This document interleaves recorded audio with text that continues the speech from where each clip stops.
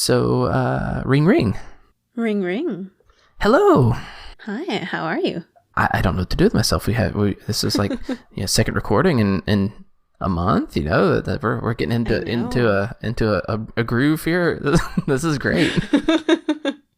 You mean a longer season than 3 episodes?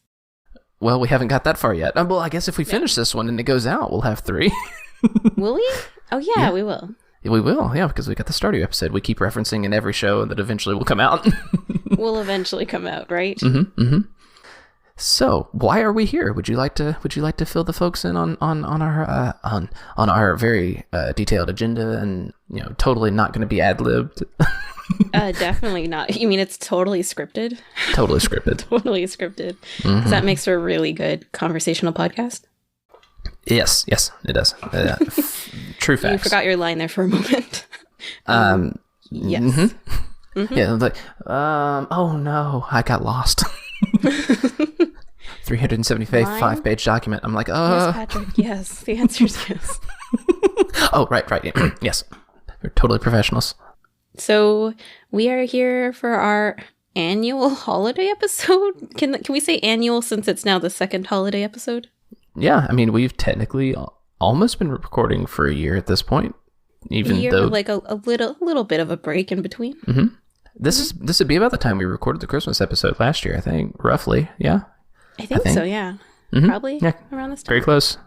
So, happy anniversary! Happy holiday anniversary, recording anniversary. What's the anniversary of? Podcast anniversary. Yeah. Podcast anniversary. Is it official new term? Yeah. Well, I think we officially started the channel that we do all our planning in like in November. Yeah. Like we started actually recording stuff about this time. So Wait, you didn't write the exact date down in your diary? Mm-hmm. Sorry. That's way too personal a question for you on the show. Yeah, I keep a diary. How do you know this? I thought I kept it under the bed. Yeah. Mm-hmm. Do you have one of those little like locks, like the ones back in the day where you had to enter a little code to open the pages up? I had as a kid a Mickey Mouse diary. I think it was Mickey Mouse. Aww. It was cool, and it had the little plastic strap lock thing, and it had a little tiny key lock, which you could pop with a. It had a key lock, but it didn't do anything. You could just do a little slider and open it up. So, did you actually write in it? Oh yeah, totally. Nice. I was like 7, so, and again, I guess I'm gonna have to start. Like I keep talking. I think we talked about handwriting two episodes in a row. So I'm going to like have some kind of sample so people just know how bad it is. And it was much worse then because I was 7 years old, barely learned how to read or how to write. So yeah, it was bad.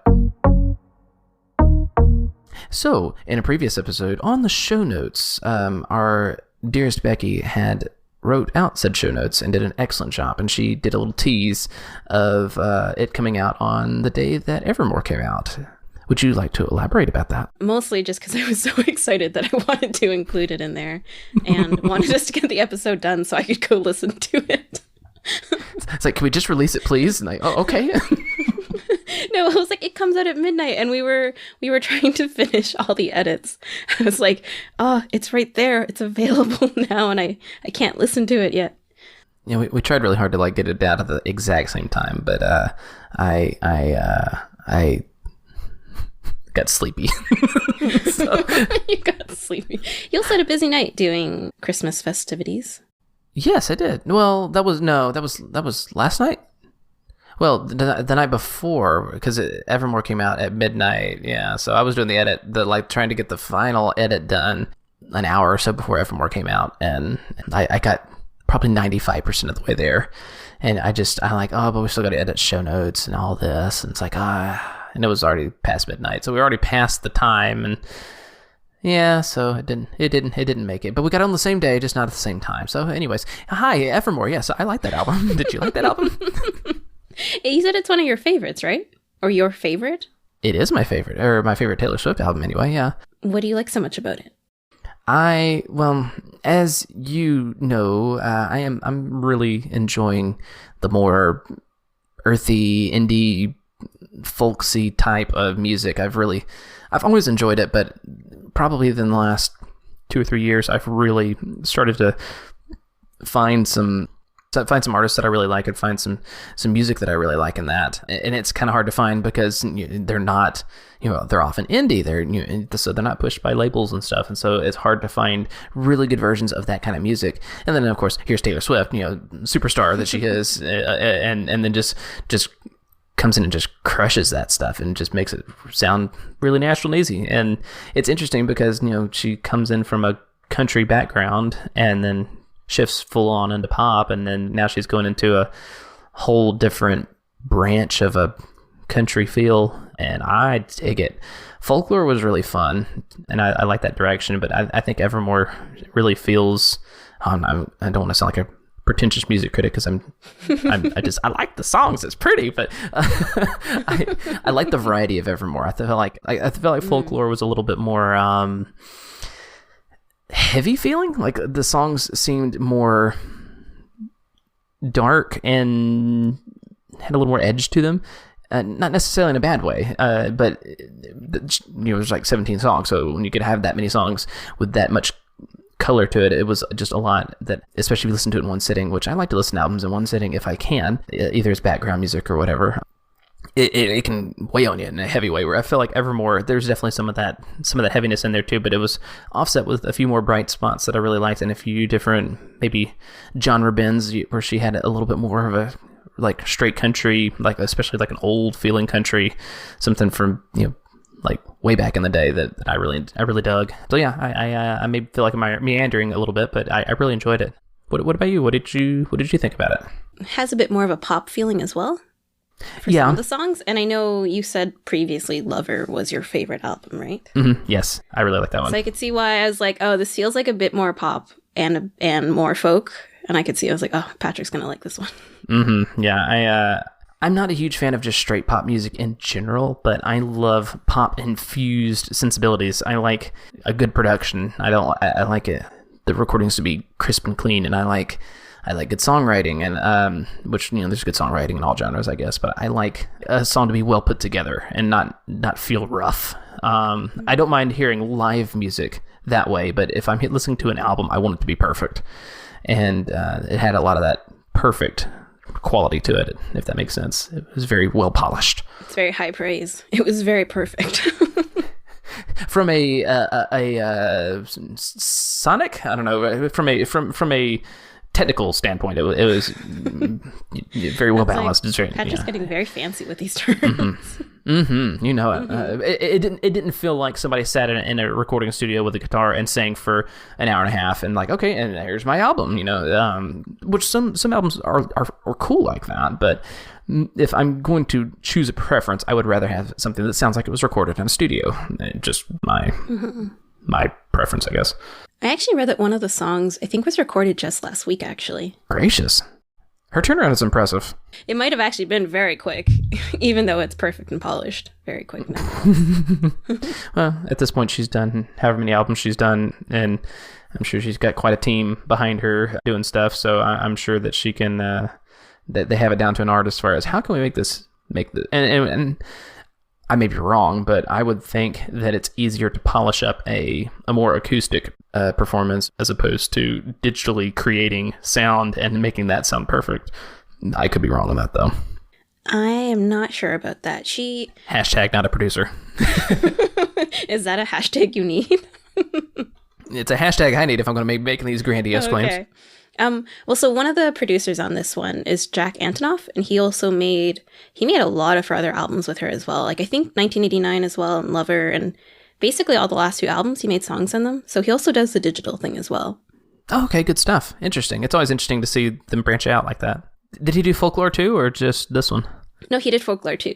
I don't know if you saw this, but there was a Disney special. I did see it, but I've not seen the special. Okay. I saw that it existed. Okay. They talk a lot about the behind the scenes of making it and what the songs mean, and I think you would enjoy it. Yeah? Have you seen it? I have seen it. Very nice. There's just been so much Taylor Swift content in the most wonderful way, but almost like too much that my brain is like not ready for it. Yeah. Yeah, that's actually my feeling about Evermore right now. It's just a lot? Well, I remember when I saw the news of it, I was just like, wait, this can't be right. It was so recently that she released the last album. And yeah, I feel like I'm not emotionally fully ready to take in Evermore yet. Fair. I've listened to it a bit, and I really like it. It's really good. But the lyrics feel very complex. And I feel like I'm not fully able to process or understand all of the songs yet fully. So I'm kind of still just like superficially enjoying them. Yeah, I agree with that. Yeah. And I feel like I'm not done with folklore yet. So my brain's like not fully moved on from folklore yet. So I'm like, oh, there's so much content to take in. Yeah. And she does not do a, short album. I mean, every album she does is 15, 16, 17 songs, and they're all, their own complexities. So yeah, I agree with that. Yeah. And I haven't touched folklore in a little while too, just so I'm kind of like, that one's just a little hazy for me. Yeah. And then we've been really busy the last 2 days. And so I find I can't listen to it just in the background while I'm working on other stuff, because my brain's like, oh, I want to fully focus in on these new songs and what do they mean and how do I like them, and to start to differentiate each of them and how I feel about them. Yeah. There are definitely ones, though, that I really love so far that are very... There's some that are like a bop, like they make you want to dance and move, and there's some that are emotional. I've definitely already cried to this album. Fair enough. Which is also probably why I'm like, I'm not ready for this yet, because folklore was so emotional for me. Like you were saying, it was really heavy, right? And I definitely agree with that. I think a lot of people do. Like a lot of people, I think, cried a lot to that album. Yeah. Sorry, you were trying to ask something there. Well, I was going to... Two things. I think... Two things, okay. Well, I think folklore, and please feel free to disagree. Now, I haven't listened to that one fully in a while. I picked out a few songs that I really like, but I haven't listened to it in its entirety in a while. But as I remember, and as my feeling was, it seems like that whole album is tonally similar, but also the lyrics seem to be telling a continuous story. There may be a few standalone songs, but that one seemed to just all blend together. Maybe not totally one story, but it all seemed thematically to blend together. Whereas Evermore seems to be more a collection of songs in the genre, but while there's more difference, some of the songs are different sounding. There's definitely more standalone songs that I feel. Yeah, maybe it's why I feel like I haven't collected my thoughts yet either on it. I saw someone say something about how it feels like finding a box of letters, like different letters from different stories. And so right now it's a bit, not confusing, but like you feel a bit lost in like which story is which. And I was like, oh yeah, I get that. I feel that. And so, believe it or not, that was my one point. My other point was, did you have a song that you wanted?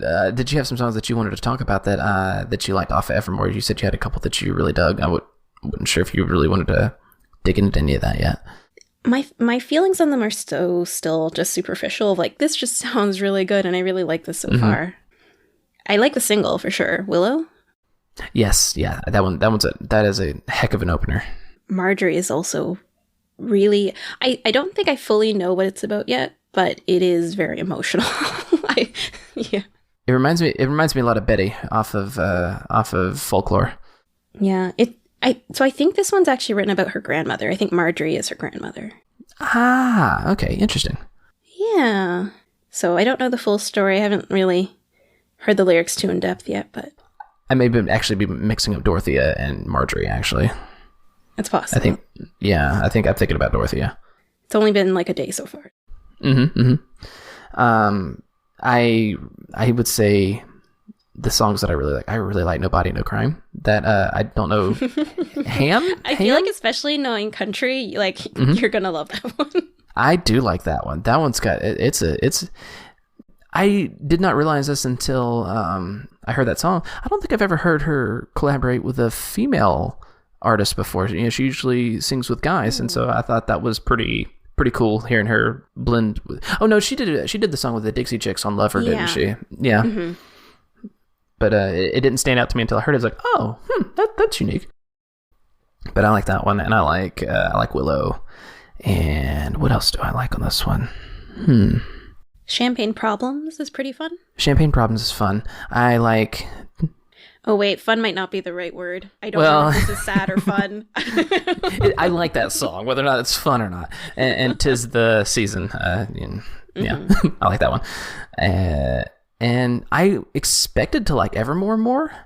but because I really liked Exile from Folklore, but I didn't care for. I liked the first half, but I didn't care for Bon Iver's part in that one as much. I know, that was like the part you were really excited about. You're like, oh, Bon Iver. Yeah. Yeah, because I really liked Bon Iver's part in Exile. He's got a really unique voice, and I really liked how they mixed together, and I didn't care for it as much. Oh, it was such a good song. Yeah, Exile's great. Exile's probably that one and Mirrorball are probably my favorites off of Folklore. I really like Mirrorball. That one's my jam. What do you like about Mirrorball? I don't know. It's hard to say. It's I like the writing is pretty simple, I feel like, but I just like the tune. It just has a nice sway to it, that just has a cool coffee shop jam to it that I really dig. It's like I said, much more of the tone and the melody than it is the songwriting in that one. Some of her stuff I really like the songwriting, but that one is just like the songwriting's fine, but that's not what stands out as much as the tone and the feel to it. The feel is super cool. And I was definitely swaying while I recorded that. So if if the audio comes in and out, I apologize. It definitely. I thought you meant you were swaying because you were thinking of the song and just like. Mm-hmm. No, I was. Yeah, I was okay, swaying cool. back and forth while I recorded that, and I realized, that may not come out good. So apologies, listener. Just picturing like a disco ball in your room, like the lights are down. It's like a prom scene, basically. Totally. So what about Folklore? I know you haven't fully processed that one. Did you have any that really stood out to you that you liked, aside from Exile? If you look at the ones I've liked, it's basically all of them. Basically all the songs. And it kind of fades in and out of which one is my favorite at the time. I just remember when it first came out, I just listened to that album and nothing else on repeat. And not even shuffled, just in the order of the album for, I think, like a few weeks straight. Like I didn't listen to anything else, just that again and again. And just each time I listened, it was a different song that really stuck out to me. And her stuff is like that. Sorry, I didn't mean to interrupt you. I apologize. It's just like, oh yeah, I haven't noticed this song before. This one's really good too. Yeah. Yeah, I find there's just so much depth to them where every time you listen, you can notice something else that is interesting or meaningful or, whatever it is for you. I've been having the same thing with Hamilton, which I don't want to derail us into Hamilton, but it's a good musical, so I hear. Oh my goodness, I'm not even kidding. At the beginning of the year, from whenever it came out in June, for at least 2 months, I'd listened to nothing but Hamilton soundtrack in order, and same thing. I'd be hearing, oh, I didn't notice this. Hey, this is different. Blah blah blah, and yeah, same stuff. So So anyway, I won't derail us to Hamilton, but love it. Anyway, carry on. It's okay. When I finally get around to watching it, we can do it. We can do Oh my goodness, you heard it here, folks. Season 5. Oh man, goodness. Anyway, so what else? Tell me more. Folklore was just, it was such a meaningful album for me in ways that I don't think I'm fully ready to talk about yet, but I cried so much listening. I basically was just crying listening to the album for weeks, which sounds super healthy and normal, right? Yeah, totally, yeah. Yeah, a good cry is good for you, yeah. It's true, it is. Crying can be very good for you. Mm-hmm. At least emotionally speaking, yes. Tear ducts might maybe like, no, please give me a break, but it can be very tiring. You need like a really good hydrating water or some other drink of choice after. We're going to talk about the science of crying, and anyway, Folklore. We talk about chlorophyll last go around. We'll talk about tear ducts and proper, hydration and. No, not depleting your salt, etc. Yeah, you might want like one of those like sports drinks if you want, electrolytes. Yes.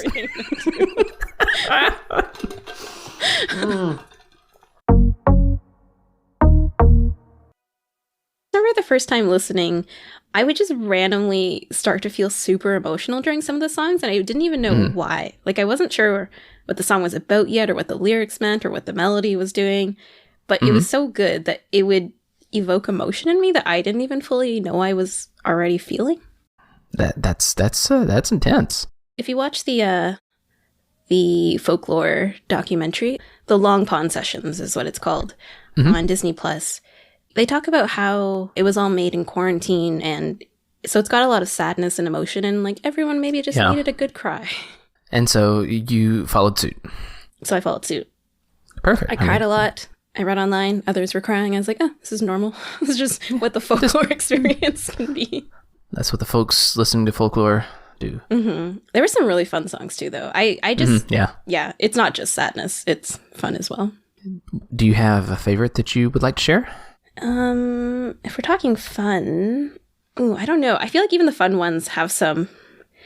Right now, I'm looking at the list of songs, and there's just so many that are so good. Betty's really fun. I don't know if you like Betty. Yeah, it's okay. It's fine. It's it's kind of edgy. That's kind of fun. Oh yeah. Also, this is very common knowledge on the internet now. If you've been reading about the album, but I don't know that you've been reading stuff. So in case you don't know, there are 3 songs that are actually all related to the same story, just different perspectives. Okay, which ones? I'm not aware. Betty, Cardigan, and August, I think. Let me make sure I'm getting this right. Yeah, Betty, Cardigan, and August. And it's a love triangle explained from all the different sides of it. Ah, interesting. Yeah. So if you listen back, you can kind of re-listen and hear whose side is whose, and it's really cool, actually. Yeah, that is very cool. Good stuff. Exile was also really good. I agree with that too. Yeah, Exile's. I dig it. That song it just starts off really strong, and it just has a really fun build that is just very fun. I enjoyed it. Do you sing along as Bon Iver? Oh goodness, no! I don't. That's the thing with Taylor Swift albums. It's I can't really sing along with her too much. My voice does not pitch right, but Bon Iver has that low voice that I just cannot match. Can you shift either of them an octave or harmonize with them? I don't know. Like his voice in particular is so far off my spectrum. I don't know how to harmonize with it. Like Josh Turner, his voice is such another level of low that I can't even figure out how to harmonize with it, because it's just so, like, if I'm singing tenor, I'm still be singing what a normal soprano might be singing. So I'm like I can't match with him. Yeah. What about you? I guess you could probably follow along with Taylor just fine, I'd assume. Generally, although she also can go quite lower than I think I'm usually capable of sometimes for some of those low notes. But she is very fun to sing along with. Fair enough. Well, I mean, not that you're biased, yes? You do love you some Taylor. Mm-hmm. Yeah. Yeah, definitely not biased in any way. No. What about, I don't know if you have anything else you wanted to talk about on here? Evermore, I enjoy so far. I really am digging some of the songs. I don't think I've had enough time yet with it. It's one of those ones that I feel like it grows on you over time, and as you kind of get to know the songs a bit more. We'll mark this one for follow-up then. How about that? Okay. And then folklore, I love folklore so much, and it has been so meaningful for me. Yeah. But also in ways that are still kind of too much for me to talk about yet. But it has been something very, very important for me. Well, that's good, and I appreciate you sharing. That was a fun little diversion, I think, or diversion, something. Anyway, conversation. And I'm glad that you have now gotten into Taylor enough that you get excited by the albums coming out as well. Yeah. I'm going to put a small pin while Kitty is yowling at the door, so let me let her out. Just a second. Do you want to talk about the other song that you shared? Oh, the other song, yeah. So I watched this show the other night called One Night Only, The Best of Broadway. And it was, I think, partially a fundraiser for this charity called Broadway Cares, which has helped different causes throughout the past, but right now is trying to help provide essential services for Broadway workers who are now out of work and have been out of work for like a year, I think. Yeah. They are trying to raise money through this show for Broadway workers for groceries and doctor visits and other things like that. But so it was a night of the performers coming together and performing some of, I guess, the best of Broadway is how they put it. Okay. And so I know you don't know too much about musicals, is what you've told me, right? Basically Hamilton. Basically Hamilton. You're like, that's all I need to know. It's so good that it's just everything you need to know. I would enjoy more musicals, but I'm pretty uninitiated. So, do you know Chicago? Like the city? And yeah, the city. I know there was a film, and I thought it was based on a musical. Yeah, the film is the same as the musical, I think, more or less. Gotcha. Okay. So Chicago was performed, and Jersey Boys, which I don't know if you know that one. No, I don't know that one. It is based off of Frankie Valli and the Four Seasons. If you I don't know that. No, you're like, these words all mean nothing to me. Yeah, it's like, do those words together mean something? I'm okay. They had a bunch of different musicals they featured. There was, Chicago, Jersey Boys, a musical about the Temptations that I don't know too much about. Okay. There's also apparently a musical coming out about Princess Diana. Interesting. Okay. Mm-hmm. And then there is the Mean Girls musical, which I don't know too much about, but everything I've heard about it, or like the music I've heard so far, I've enjoyed. Okay. Did you like the movie? I did. I really liked the movie. Did you? I have not seen it, no. No? Is it Mm-mm. because you have no interest or just haven't? I just haven't. I remember it advertised very heavily on Nickelodeon whenever I was a kid, but I'm like, I don't understand what this movie is. Oh, it's quite the classic. It's really funny. Mm-hmm. Okay. It's really good. I would highly recommend it. I'm not entirely sure if you'll like it as much, but it's a solid movie. Fair enough. In theory, in general, it's just a solid movie. So did we want to talk more about the Broadway thing? Because that song that you sent me, You Learn, was fantastic. Yeah, so I was watching that Broadway show last night, and it was really, well, not last night, 2 nights ago now, I think. 3 nights ago? Mm-hmm. Who knows? Who knows what time is now? Matter of time ago. Time ago. And it was really, really good. Oh, the performers are amazing. I forget sometimes how incredible Broadway singers are. Were they the original performers or somebody new? I think some of the shows were not the originals. The Chicago ones, I'm pretty sure were not the originals, since they said it is the longest running show on Broadway. I think what they said about it, so I'm guessing it's not the original cast.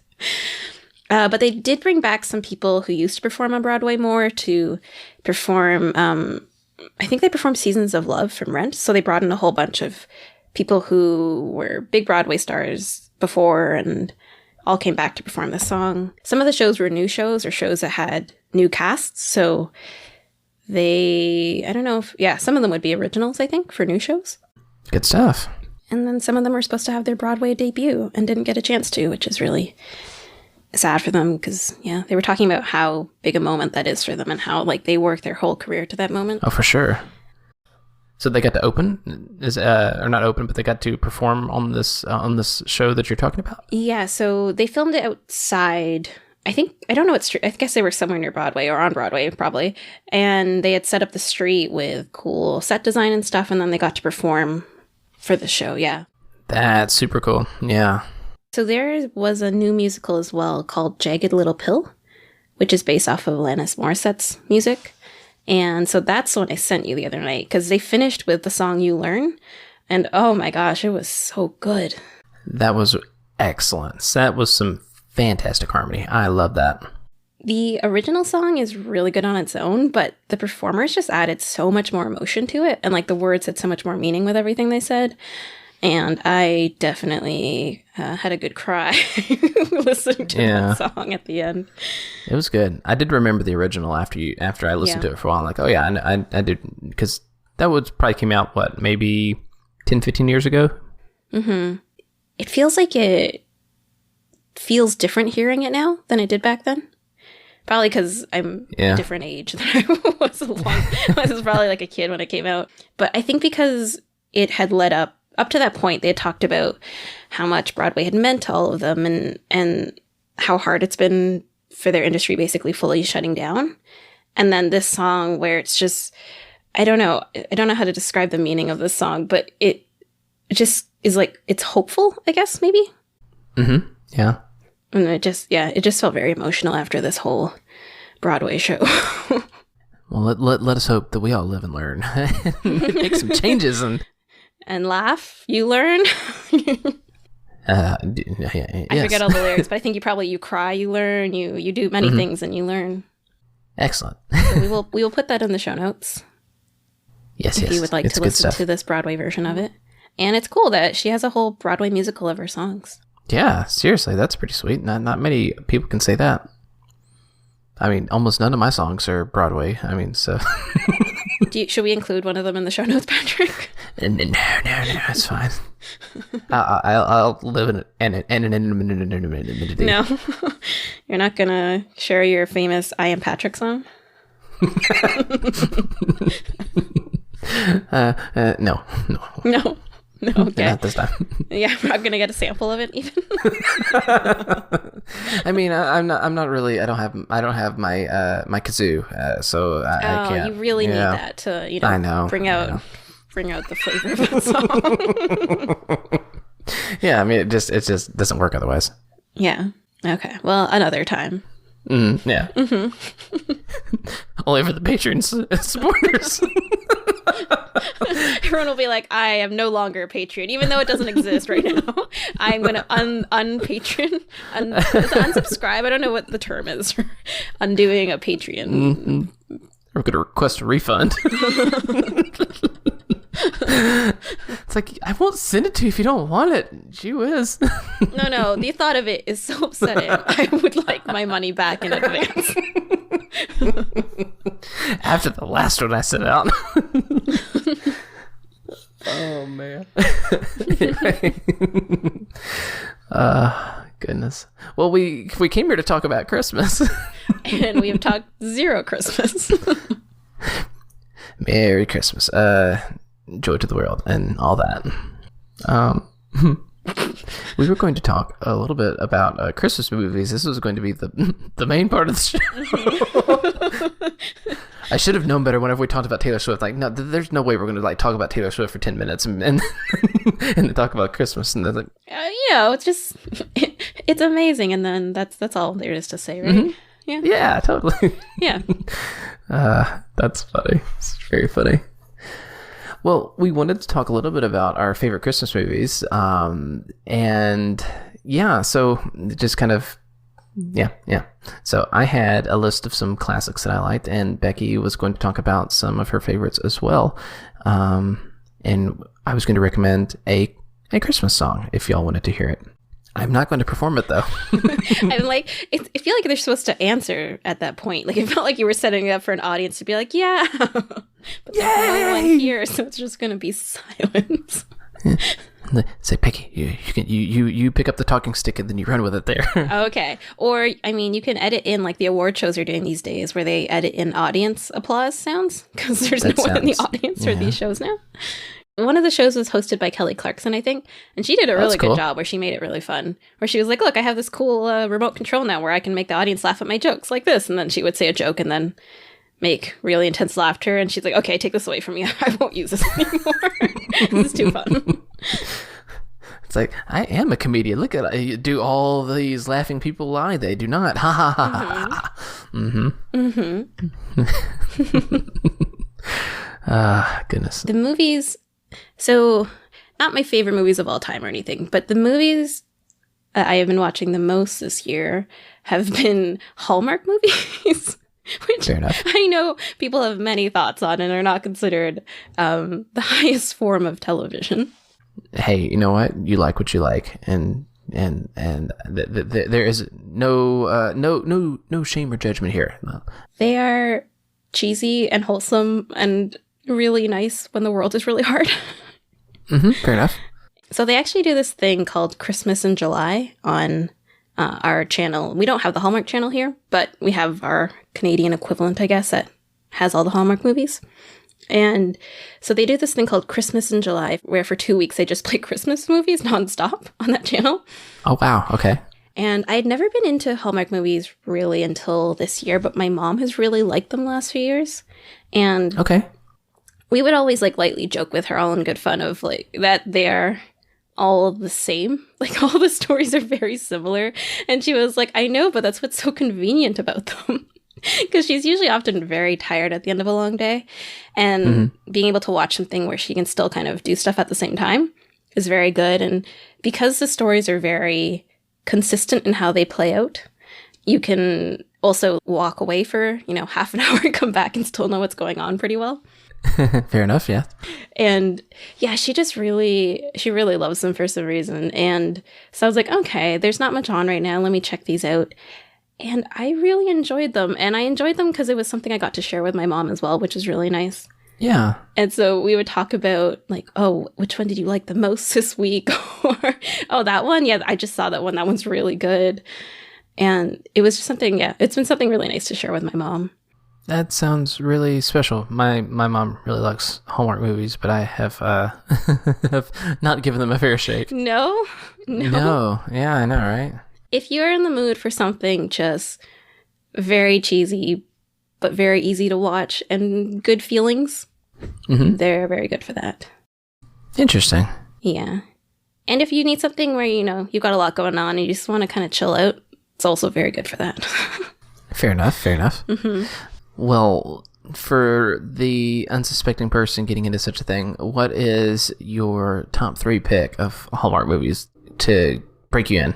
Oh, I did not prepare for this. I don't know why. It makes total sense you would ask me. It's really difficult to remember I remember what some of them are about, but I can't remember the titles because they're all so similar. There's like Christmas Village, Back Home for Christmas, It's Time for Christmas, like Love at Christmas. Like they're all very similar, a lot of them. Fair enough.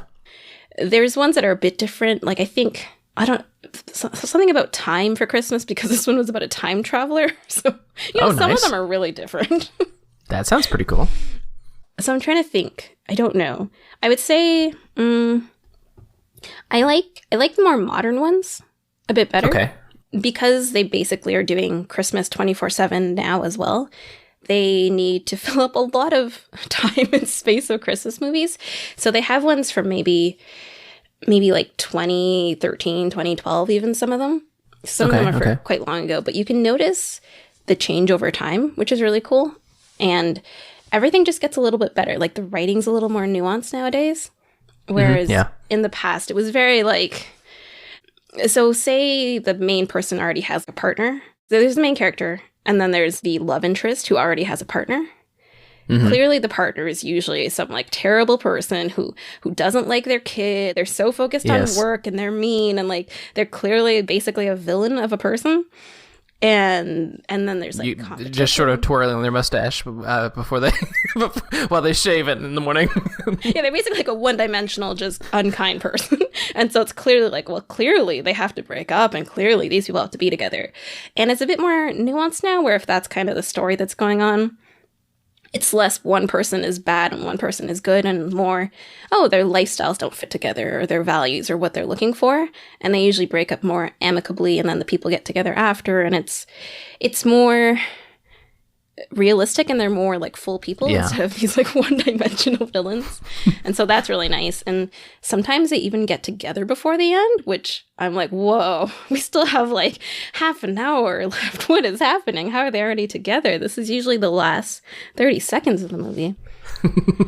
Hey, you got maybe they're not totally perfect and you got to give that little false drama, you understand? And then, that sounds cool though. Yeah, that's good. Do they have any classics in there? I'm sorry. I'm getting ahead, I think. Is there any like classic movies in there? Are they all relative? Because even 2012 and 13 is pretty recent. Do they ever play any classic movies that you enjoy? I'm still very new to the Hallmark world, so I would not be the person to answer what are the classics of the Hallmark world. But there's one I've seen a few times now. That is, I don't remember what it's about, but it's about this, or I remember what it's about, but just not the name of it.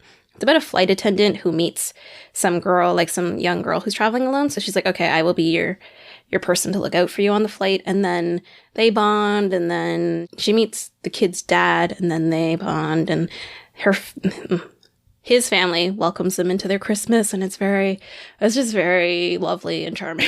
And I don't know why, but that one I particularly enjoy.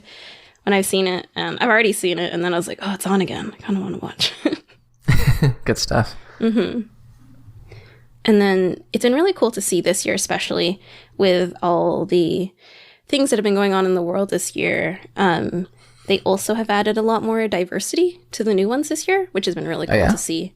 And so there are people of different races and backgrounds, and there's even some gay couples as well now, which I feel like is a big deal for the Hallmark movies. And so there's more representation and diversity, which is always really nice. Yeah. Yeah.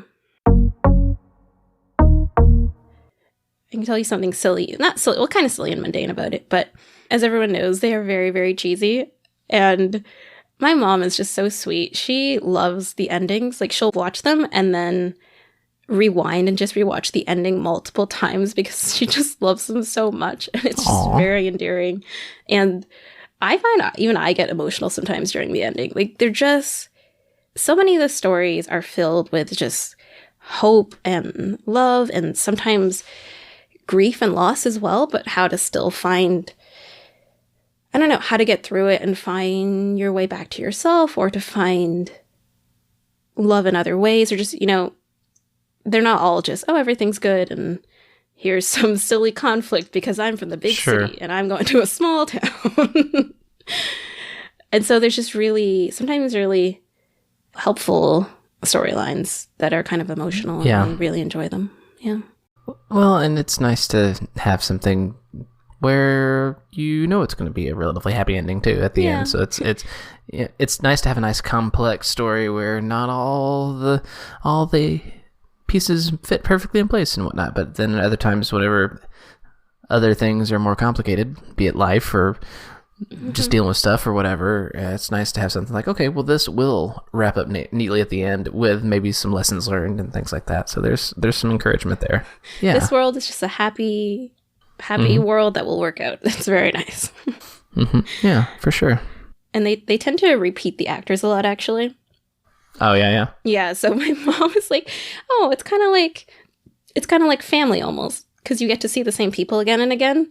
And so it's kind of funny, actually, because it sometimes feels like mixing up the actors, like, oh, which lead was which lead for this one, and then like the next time it'll be the same woman and like a different other person now. And so it's just all the same characters in just different roles. Like, oh, this friend used to be the helpful, supportive friend. This time they're the difficult boss. And so you just get to see all the same actors in different roles each time. I guess I'm more used to this, like, because it's like that in a lot of Christian movies, which I'm not super into for similar reasons. Like, well, let me rephrase.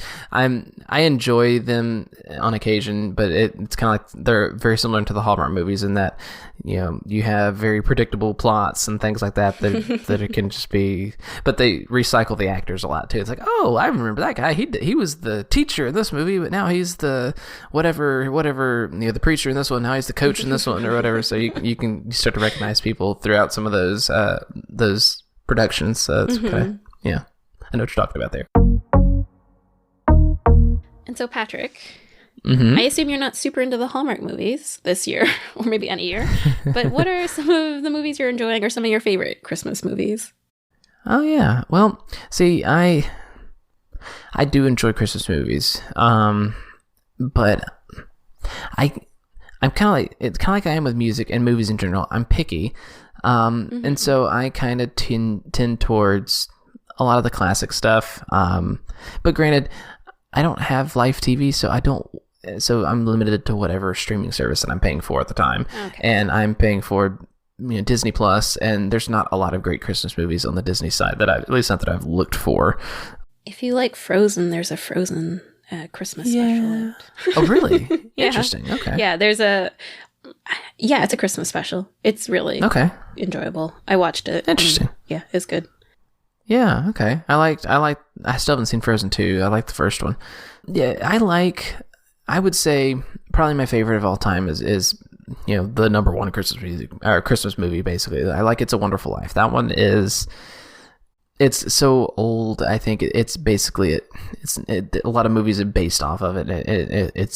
A lot of the tropes come off It's a Wonderful Life, and I rewatched it and I've seen it a few times and it's still like, no, this is actually a really, really good movie. It's Christmas is almost a consequence. I think this is more a story about a man making not poor choices, but a man seeing the impact of his life.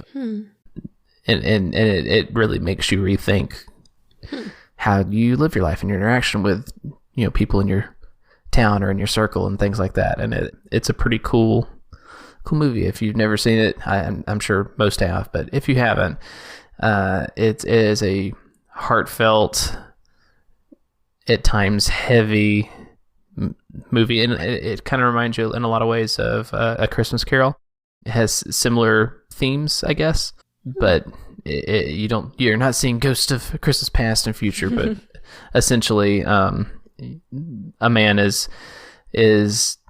blessed or cursed or whatever you want to say of seeing what his town would be like had he never existed, due to, he's feels like he's messing stuff up, and basically he gets to see what it would have been like without him there, and he touched on a lot of places in his town, and then you could see his impact, and he's a pretty normal person, if that makes sense. He's not some just incredible saint or whatever like that, if that makes sense. Like he's not some just angel of a person, if that.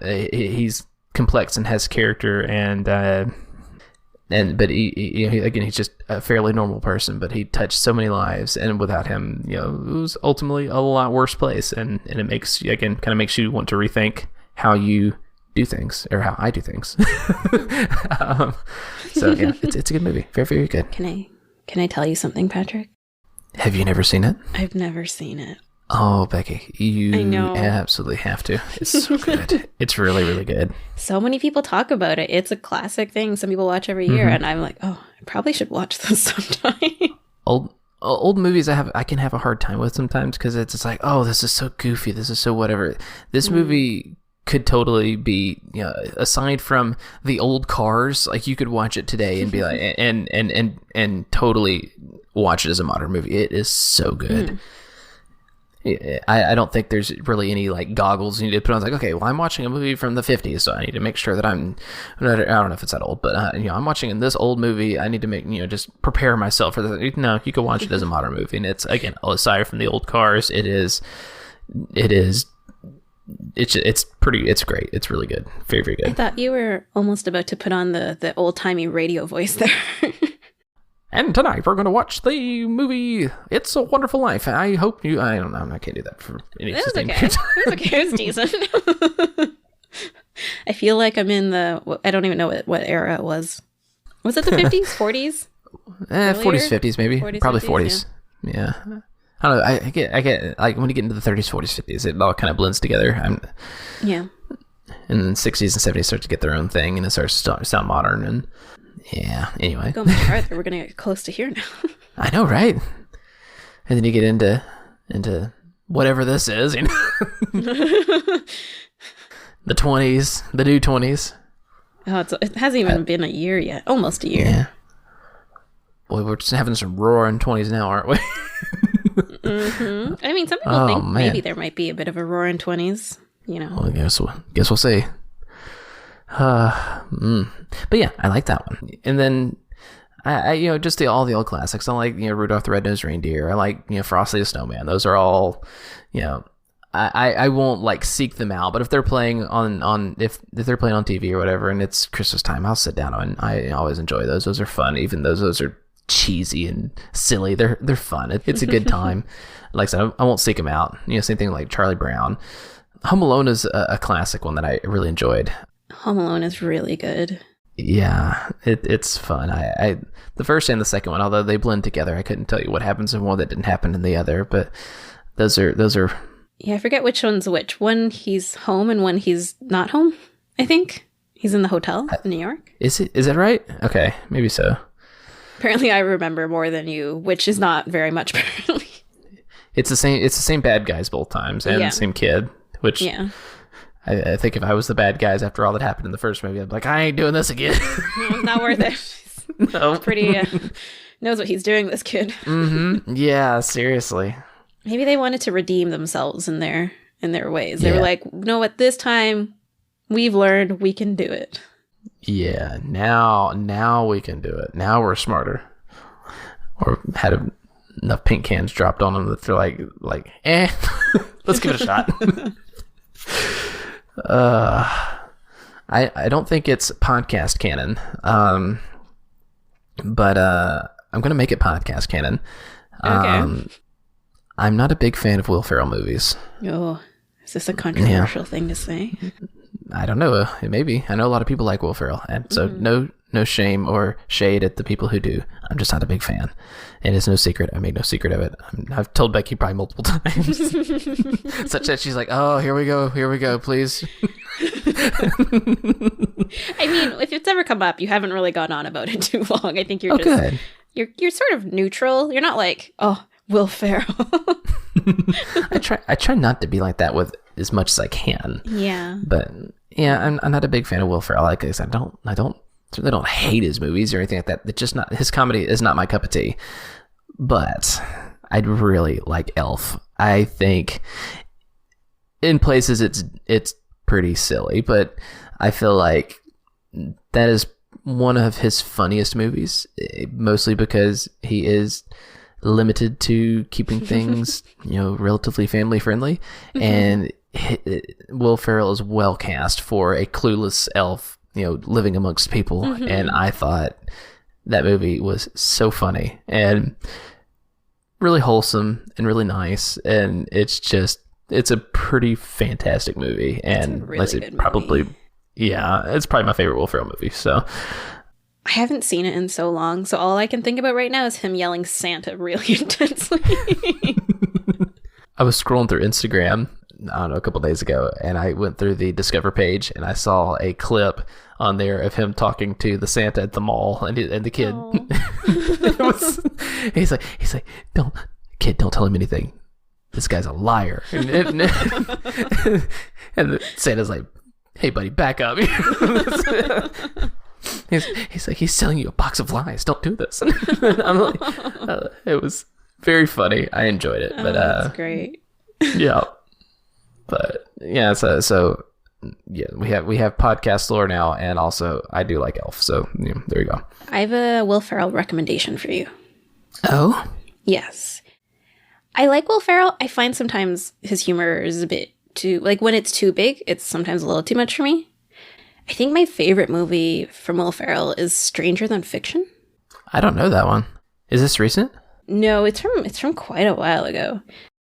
Let me look it up to make sure I am explaining it correctly. Okay. And while you look that up, I'll like, I guess I'm a person who says I like comedy, but there's a lot of comedy movies that I don't like. So I can't say that I like comedy, but I like over the top stuff. I love Jim Carrey from the 90s, like Ace Ventura and Liar Liar and all that stuff. I love over the top silly comedy. And Will Ferrell certainly can do over the top silly comedy, but for whatever reason, just his style and his delivery just isn't my cup of tea, I guess. Oh, interesting. I guess I can give that as a clarifying point. But also as a way of not making any sense. I do like a couple Will Ferrell movies. I think Step Brothers, while crude, is pretty funny. Maybe you just make no sense about Will Ferrell, Patrick. While I'm looking for this, there's also his other movies, and one of them is Zoolander. I'm like, oh, it's such a good movie. Yeah, I'm sorry. I don't like Zoolander very much. No. It's okay. I can understand it's not for everybody. Well, Ben Stiller's kind of another one. Ben Stiller can be hilarious, but the movies that he does that really high pitched voice, I can't handle it. Like, it just grates on me. Because the same thing with when he plays the bad guy in Dodgeball. I'm like, oh, this is, because it could be so much funnier if he was just doing something other than that voice. And that, like I said, it's more I think it's more not the fact that he's doing a voice. It's just more, I think that pitch just hits my ears wrong, and I'm like, I can't. It hurts my ears. I don't like this. It just annoys me more. But like, I love him in the Night at the Museum movies. He's hilarious in those, and I liked him in a couple of other movies too. I like Ben Stiller. He's funny, and you just need a certain pitch. That's apparently your problem with it. Yeah, almost, because I've started watching Zoolander, and I'm just like, no, I can't do that. I can't deal with that. Yeah, I didn't know Will Ferrell was in Zoolander though. That's pretty cool. I think he plays the bad guy. He's a very cartoony bad guy in that one, I think. I want to give a spoiler warning. I thought it was pretty funny when he was the bad guy in the Lego movie at the end. I thought that was a pretty fun twist. Oh, right. Yes. I forgot about that. Yeah. I'm like, what? Will Ferrell? What the heck? I have to rewatch it this whole time. Yeah. Okay, so Stranger Than Fiction is about this guy, Harold, who's played by Will Ferrell, whose life is turned upside down by a narration only he can hear. So he basically wakes up, and there's a narrator who was like, oh, Harold started his morning. And he's like, wait, what? And then he like gets out of bed. It's like, and as he got out of bed, he was wondering, what is this voice I hear? Like, basically, yeah. And so he tries to go through his life, and it keeps narrating what he's doing. And he's like, does anyone else hear this? And no one else hears it. And then it basically says, oh, he didn't know that he like wasn't going to be okay. And then he's like, what? Oh, that's interesting. And so then that plays out, and he plays a relatively normal person, but just because he's so naturally funny and a comedian, it's still very funny in that role, but also very moving, and yeah, very solid movie. Something like that, I can actually see him being very funny for. That I could dig something like that. Yeah. So he plays a normal guy, but still makes it really funny. Yeah, I could get into something like that. Yeah, and the premise is just so interesting, and it's very kind of quirky, I guess, maybe. I don't know if that's the right word for it, but it's a little bit weird and different in a way that's really enjoyable. It reminds me of The Truman Show. I have not seen that, but yes, it does remind me. I know the premise of it. That's a good movie. Very, very good. And it's also a very subdued Jim Carrey. So, yeah. I mean, there's still some Jim Carrey moments in there, but he's quite subdued, and it's very funny. And very moving. Highly recommended. Sounds like their equivalent movies, I guess. Yeah. Well, I mean, Jim Carrey's since done some more serious things that to varying degrees of success, but yeah, The Truman Show was really good. But instead of narrator, the premise. I'm not going to get into that, but yeah, Truman Show, good, recommended. And now we have veered away very, very away from our holiday theme of this show. So this is the Taylor Swift / Will Ferrell / a little bit of Christmas. The holidays, right? That's what the holidays are. And some Broadway. Yeah. And some Broadway. Well, we have also gone through our outline, too. We have. Oh, there is a holiday song we can recommend. Oh, yes. I think I teased that at the very beginning. Yes. Oh, yeah. So this is a song, Patrick, you found and sent to me, and I really love it. So if you would like to do the honors of sharing it, that is fine with me. Yes. Okay. And actually, it ties things up in a nice, neat little bow, and this actually is not intended. So one of the artists I found in my journeys across the indie folk landscape that we kind of talked about at the very beginning, it is for all Taylor. Back together. It does. Wow. Yes. Again, this really is not intentional, believe it or not. But I found an artist that probably one of my favorite artists of the last couple of years has been the National Parks, and they're a smaller outfit out of Provo, Utah. Very cool. Very got a smooth enough pop feel to them that they're a very pleasant listen, but they have very good songwriting. It's simple, but it's not, you don't feel like you're getting talked down to. It's good stuff. And every year they do a Christmas song. And this year their song is Peace on Earth. And it's really good. It's very timely, but it's also timeless in the sense that there's always tough years, but this one is kind of the backdrop of it's been kind of a hard year. But we all need a little bit of peace on earth, and it's a very good. There's some light religious overtones for just as a heads up. Does not bother me, but just as an FYI. But it's very good. It's a very, very good song, and I recommend basically their entire catalog. But I will link to Peace on Earth in the show notes. It's very good. It's a very good Christmas song. Very timely. Yeah, that's all I have to say. That was in your top Spotify stuff. You were in, the top 3% or something? Yeah, so I switched to Spotify in November. So in the month of November, all the listening of National Parks, I am in the top 3% of their listeners. So a little bit of a fan. A little bit. They had an album come out in June, and I listened to a lot of that album, but that was on YouTube Music, what I was on before, and so I don't know.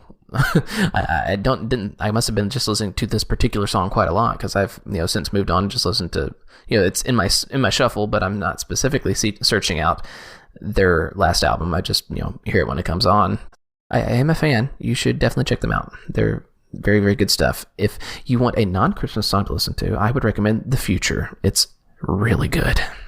And we will put both of those in the show notes. Yes. Do you have a song you'd like to recommend?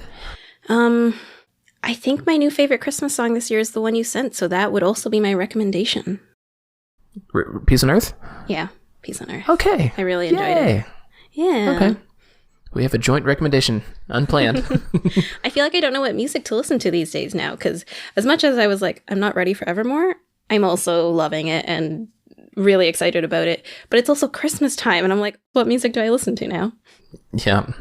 I have the same like Christmas playlist that I add a couple songs to every year, but it's like the same, 15, 20 songs. I use Spotify now, and I don't have a Christmas playlist set up on there, so I feel like I need to properly set that up instead of just randomly listening to ones as I think of them, or as Spotify recommends them, which also works sometimes. Spotify's recommendations are solid. I'm really enjoying being back on Spotify, but I want their podcast to go away because I don't want podcast recommendations in my music player. That's fair. Anyways, well, is there anything else you wanted to circle back to before we wave goodbye? I don't think so. Thank you for everyone who's been listening. We had a very, very long break, so I wasn't sure if people were going to still be around. And so it really means a lot that there are a whole bunch of people listening still. So thank you. Yes. We really thank you all for listening. And we did talk about it a little bit on the last episode, but we do still have a Discord server. It has not been shut down since the last episode. It was a complete failure. Yeah. Feel free to join if you like. And we have not asked for this before, but and we won't make a habit of it, but we would love it if you guys were to go to your podcast player of choice and give us a rating and review. We would really appreciate that. It does help with discovery, especially on Apple. But if you don't listen to Apple, we'll take whatever you rate. That's fine. I'm not super picky about it. But if y'all want to, that'd be super cool. But yeah, no pressure. Very helpful. Or at least from what we hear, we have no reviews right now. So according to what podcasters say, it's very helpful. Yes. People in the know who know things say that is the thing to do. So we will follow in their stead, and whatever. Yes, if you could, that'd be great. But no pressure. We're just glad that you're here and listening. Yes. And we hope everyone is as well as can be given the year and has a happy holidays, whatever the holidays is for you. Yes, and likely the next time we talk on a new episode, it'll probably be the New Year's. So we'll start off with a silly mundane, happy holiday, happy New Year, Merry Christmas, etc. And we'll talk to you guys later. Bye. So now that everyone's not here anymore, now the after show, no one's still here. The after show. Well, Cortex does it, right? Yeah, totally. It's more text. Just when we were talking about, I guess, thinking of the holidays and how difficult they might be for some people this year. There's been, as there usually is, there's been Christmas commercials on TV, and there's one that I really enjoyed that was by Swiss Chalet. Do you guys have Swiss Chalet where you are? I don't even know what word you're saying. Swiss as in like Swiss cheese. Chalet like a cabin. Oh, I don't even know what this is. No. Okay, they do rotisserie chicken. Okay, interesting. I like chicken. I don't know why it made me think of that cat song. Like, I like chicken, I like liver, meow, it sounds tasty. Fantastic. Oh man, that's great. So, Swiss Chalet is a chain we have here, and they make rotisserie chicken, so a lot of their commercials have the chicken that's spinning. Oh, nice. Okay. And so they also have their festive special this time of year where it comes with stuffing and cranberry sauce as well. Exchange it for dressing and it'd be great. Well, maybe if it goes down to the States, it will be the dressing version. Fair enough. But yeah, so their commercial this year was families getting together having Swiss Chalet, and the two parents and the kid are at the restaurant being like, oh, where are grandma and grandpa? Like, we miss them. And like, oh, they'll be here soon. And so what they actually have is them getting Swiss Chalet delivered to the grandparents. And so they show up on video call because it's not, safe for them to visit. And so they still find a way to, it might not be the same or what they really want, but they still are able to connect. And I'm like, oh, people finding ways to make things work makes me very hopeful and happy, even if it's not the usual way things might be ideal. Yeah, I agree. That is nice. Thank you for sharing. And then I'm like, I kind of want chicken now. That's good. Good stuff. I don't have anything to add or comment. No. Other than Christmas commercials on your streaming services of choice. No. I hate ads if I can avoid them, and Disney does do ads, and I have ad free on YouTube still, so I dig that. So no ads for me if I can avoid it. I'm not a huge fan of ads either, but I do enjoy a good Christmas ad. Yeah, those are different. Like the Coca-Cola bears, they're classic. Oh, there was a Coca-Cola commercial this year that I think it made me almost cry. Also, I just sound like I cry very easily, but maybe I do, I guess. I'm just very moved and very emotional about many things. You just offset my lack of emotional core. Although I can you hit me right. I can cry pretty good too. I have enough for the both of us, I think. Fair enough. Yes. But it was this dad who, I guess he has to go deliver his kid's letter to Santa Claus. So he makes this huge trek all the way to the North Pole. And then I think when he gets there, Santa isn't there anymore. It says closed for the season. And so he's like, oh no. And then when he opens the letter, the wish is just that like her dad is home for Christmas. And so then he makes his way all the way back. I think a Coca-Cola truck picks him up on the way, of course, because it's a Coca-Cola ad, right? But so it picks him up and takes him all the way home, and then they're together. And I'm just like, oh, my heart. It's so moving. Yeah, that's good stuff. Yeah. I would like a Dr. Pepper trip to come pick me up. That'd be great. Yeah. Mm-hmm. I can send you the Coca-Cola ad if you want as well. It's apparently on YouTube, since you love ads so much. I'm sure you'd love to great. Yeah. No, that sounds good. That sounds nice. I'm going to cry now. I'm watching it without sound, even without music. I'm like, oh my gosh, I'm going to cry again.